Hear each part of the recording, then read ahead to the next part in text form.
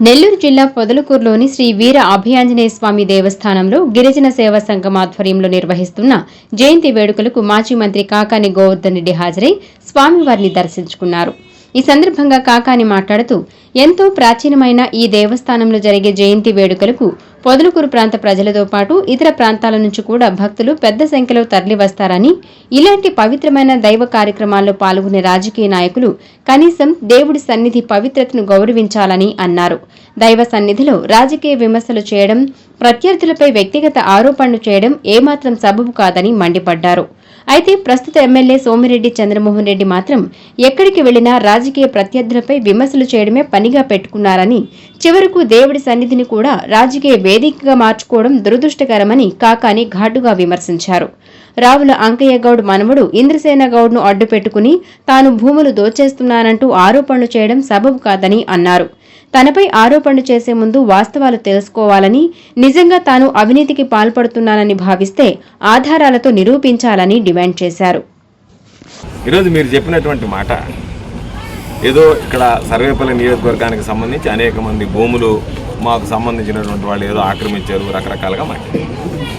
నేను ఆంజనేయ స్వామి సన్నిధిలో నిలబడి మాట్లాడుతున్నా, ఎక్కడన్నా మా ప్రభుత్వంలో నేను శాసనసభ్యుడిగా మంత్రిగా పనిచేసినటువంటి హయాం ఒక్క సెంటు భూమి ఎవరి దగ్గరైనా అన్యాక్రాంతం చేయడం కానీ, ఎవరి దగ్గరైనా దానికి సంబంధించి నేను లాలిచ్చి పడ్డం కానీ, ఇక్కడెక్కడో పాపం అంకయ్య గౌడ్ మనవడు ఉన్నాడు, దానికి సంబంధించి చెప్పాడు ఇంద్రసేన గౌడ్ని బినామీగా పెట్టి ఆయన దగ్గర నుంచి ఒక సగం భూమి నేను కొట్టేయడానికి ప్లాన్ చేశాను. నీకు ధైర్యం ఉంటే ఇదే ఆంజనేయ స్వామి దేవస్థానం దగ్గర నేను నిలబడి మాట్లాడినట్టే, ఎందుకంటే ఆంజనేయ స్వామి దగ్గర ఎవరు అబద్ధాలు మాట్లాడినా ఇద్దరు వ్యక్తి చచ్చిపోతారు.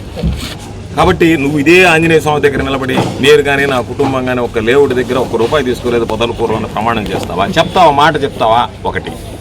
రెండోది నేను చెప్తున్నా, ఇక్కడ సంబంధించి ఈరోజు కొత్తగా వేసినటువంటి ఇస్కాన్ సిటీతో సహా ఆంజనేయ స్వామి సన్నిధిలో నిలబడి మాట్లాడుతున్నా ₹1 ఒక్కడి దగ్గర నేను ఆశించింది లేదు, తీసుకున్నటువంటి పరిస్థితి లేదు, అవినీతికి పాల్పడలేదు. కాబట్టి ఏ రోజైనా నీతిగా నిజాయితీగా బ్రతికాను తప్ప నీలాగా ఇతరుల సొత్తు కోసం బ్రతికేటువంటి పరిస్థితి కూడా రాదు అనేటువంటిది ఆంజనేయ స్వామి సాక్షిగా ఈరోజు చెప్పాలనుకున్నా.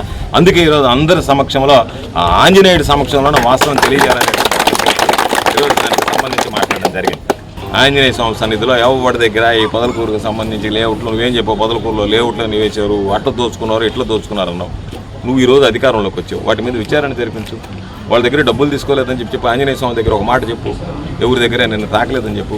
లేదు నాకు సంబంధించినటువంటి దాంట్లో రావుల అంకయ్య గౌడ్కి సంబంధించినటువంటి పొలంలో నాకు వాటా ఉందని నువ్వు చెప్పినటువంటి దాన్ని ఎస్ నేను చెప్తున్నాను వాటా ఉందని చెప్పి మాట్లాడు, ఆంజనేయ స్వామి ముందు నిలబడి మాట్లాడు, ఎక్కడో మాట్లాడి వెళ్ళిపోవడం కాదు. ఇది సరైనటువంటి పద్ధతులు కాదు.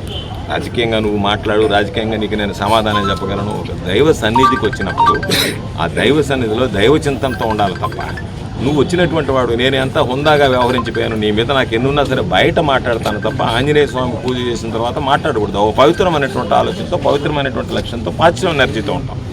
నీ అక్క సంతా ఏదేదో మాట్లాడు. నేను చెప్తున్నా, అదే ఆ అంకయ్య గౌడ్కి సంబంధించినటువంటి దశయ్యగౌడ్ స్థలంలో ఎన్నిసార్లు నువ్వు టిఫిన్లు భోజనాలు చేసి, ఇది ఏళ్ళకి సంబంధించినటువంటి ఆ రోజు పాపం వాళ్ళు తెలుగుదేశంలో ఉన్నారు, మేము కాంగ్రెస్లో ఉన్నాం, ఉన్నా సరే ఆ రోజు కాంగ్రెస్ వాళ్ళు ఈ భూములు లాక్కోవాలని ప్రయత్నం చేస్తున్నారు, నేను అడ్డుకుంటానని చెప్పి ఎన్నిసార్లు ఆ పచ్చటి పొలంలో నువ్వు టిఫిన్లు చేసి భోజనాలు చేసి మాట్లాడినటువంటి సందర్భాలు ఉన్నాయి.